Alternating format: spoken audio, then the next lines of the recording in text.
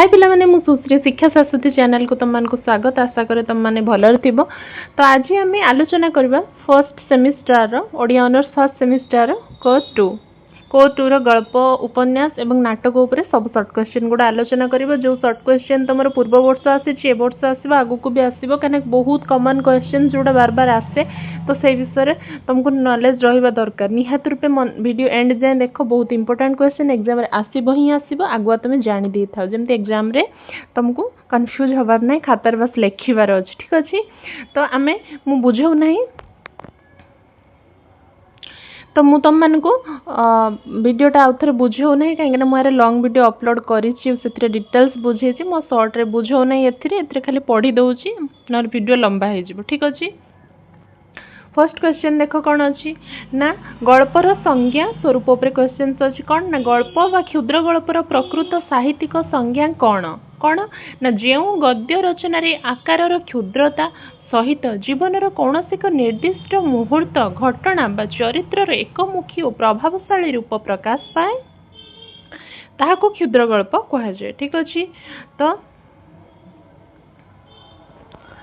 तो तापरे कौन अच्छी क्वेश्चन आधुनिक ओडिया क्षुद्र गल्पर जनक बा आद्य स्रष्टा किए।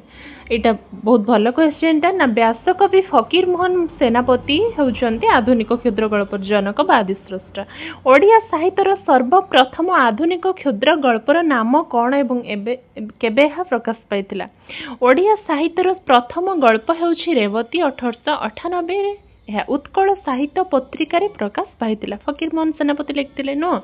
तो विश्व साहित्य रे क्षुद्र गल्पर संज्ञा प्रदान करिबारे केउ अमेरिक स्रष्टा प्रसिद्ध।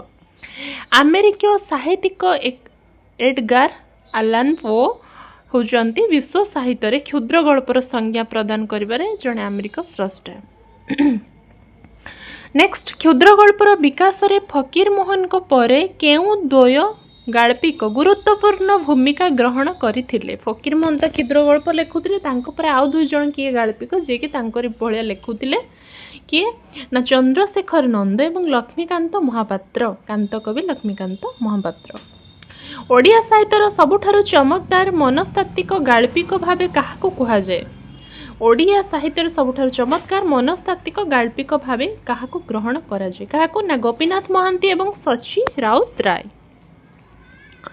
नेक्स्ट, उपन्यास संज्ञा स्वरूप उपरे शॉर्ट क्वेश्चंस। उपन्यास गोटिए उपन्यास शब्दटी केउ संस्कृत शब्द रु आसीछि एवं यार अर्थ कौन कौन ना उपपूर्वक न्यास शब्द रु गठित जार अर्थ हेउछि सामना रे रखिबा बा न्याय संगत उपस्थापन।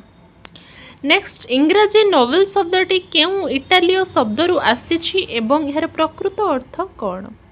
एहा इटालियो शब्द नोवेला रु आसीछि, यार अर्थ हेउछि एक नूतन जिनिस बा संवाद। ओडिया साहित्यर सर्वप्रथम औपन्यासिक भाबे काहाको मान्यता दिया जायछि। उमेश चंद्र सरकार को दिया जायछि। सर्वप्रथम औपन्यासिक उमेश चंद्र सरकार। पद्ममाली उपन्यास तांकर कहा जाए, प्रथम उपन्यास बोली कहा जाए।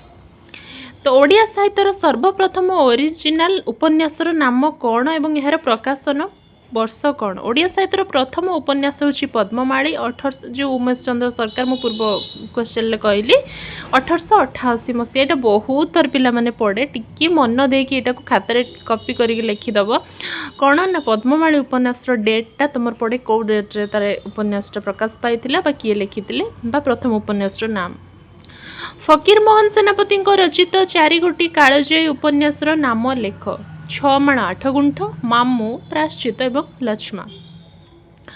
ओडिया साहित्यर केउ केउ महान उपन्यास माटीर महाकाव्य भावे परिचित एवं यार स्रष्टा किए। गोपीनाथ महांती रचित प्रसिद्ध जनजाति भित्तिक उपन्यास अमृतर संतान बा परजा। बहुत बड़ उपन्यास, पढ़िब जीवन ले थरे, बहुत भल उपन्यास। कालिंदी चरण पाणिग्राही रचित केउ उपन्यास ओडिया ग्रामीण चरित्र छकड़ी को नहीं प्रसिद्ध।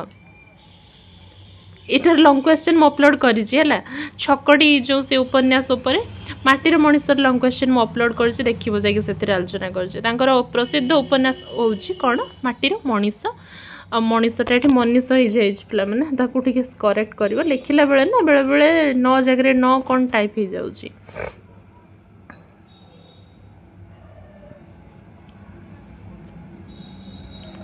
मनीष है।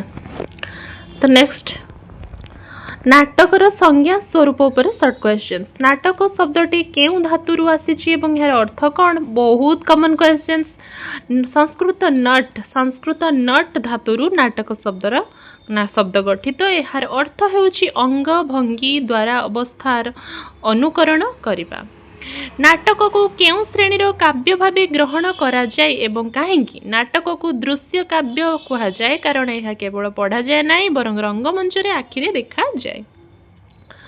भरत मुनि प्रसिद्ध ग्रंथ नाट्यशास्त्र अनुसार नाटक को केउ वेदर आख्या दिया जायछि पंचम वेद कहा जाए जेहेतु से सबु किछि मिसिकी अछि से पंचम वेद कहा जाए नाटक आम सुख दुख भल मंद हस कांद सब किसी भरपूर होगी नाटक रही है पंचम वेद बोली कहा जाए यहाँ जानिच कि नहीं जानी बट बहुत इंपोर्टेंट क्वेश्चन नाटक को पंचम वेद कहा जाए वेद आमर चारिटी रूप साम यजुर् अथर्व तो चारिरु यहाँ को कहा जाए पंचम वेद वेदरे जमती आम बहुत किसी कथा शिखा पाए विश्वर सब जिनस कथा वेदरे रही ठीक सेमती सब जिनस सब इमोशनटा नाटक भितर भर्ती होगी अच्छी।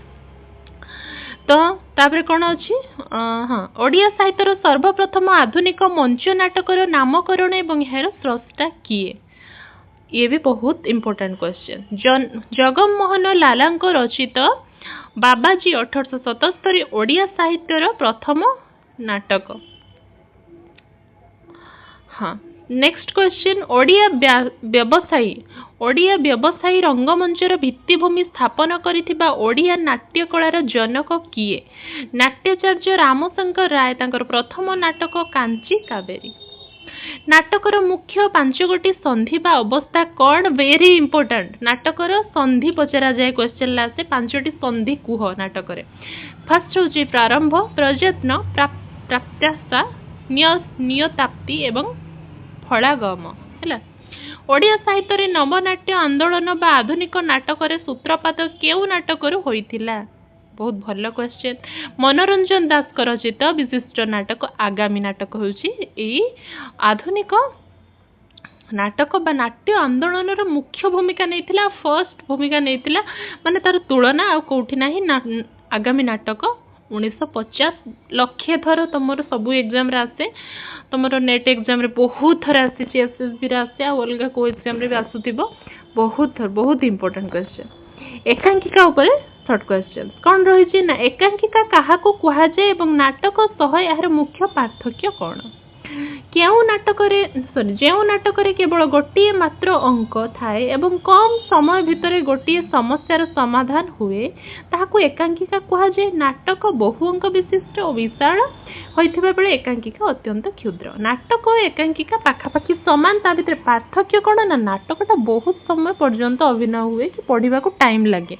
बहुत अंक तार पढ़िया अध्याय तार बहुत टाइम लगे किंतु एकांकिका क्षुद्र से 5 घंटा लगे ये अध घंटे घंटे काम शेष बुझीगला तो से नाटक एकांकिका भितर पार्थक्य हो समय से समय बहुत लगे पढ़ा कि अभिनय करने को नाटक किंतु एकांकिका अल्प अंक गोटे दुईटा से तार सरी जाए शेष हो जाए घंटे भितर कि अध घंटा हो 45 मिनट हो नाटक जदि अभिनय होतिबो तो अध घंटा कि 45 भितर एकांकिका शेष हो किंतु नाटक 2-4 घंटा लगे बुझीगला। ओडिया साहित्यर सर्वप्रथम और ओरिजिनल एकांकिकार नाम कौन प्राणबंधु करंक रचित श्वेत पद्मा किंबा आद्य स्रष्टा भावे अश्विनी कुमार घोष को मना जाए प्राणबंधु करंक रचित श्वेत पद्मा बेले बेले अश्विनी कुमार घोष को भी एकांकिकार फर्स्ट भी सर्वप्रथम लेखा एकांकिकाटा को भी कहा जाए बेले बेले। तो अरिस्टोटल को नाट्य तत्व अनुसार नाटकर 3टी प्रमुख ऐक्य कौन यहाँ बहुत इंपोर्टेंट 3टी ऐक्य कौन ना समय ऐक्य स्थान ऐक्य एवं कार्यर ऐक्य ट्राजेडी एवं कॉमेडी मध्य सरल पार्थक्य बुझाओ जो नाटकर शेष दुखदायक होता है ताहाकू ट्राजेडी कह जाए एवं जो नाटकर शेष मिलनात्मक और दुखदायक होता है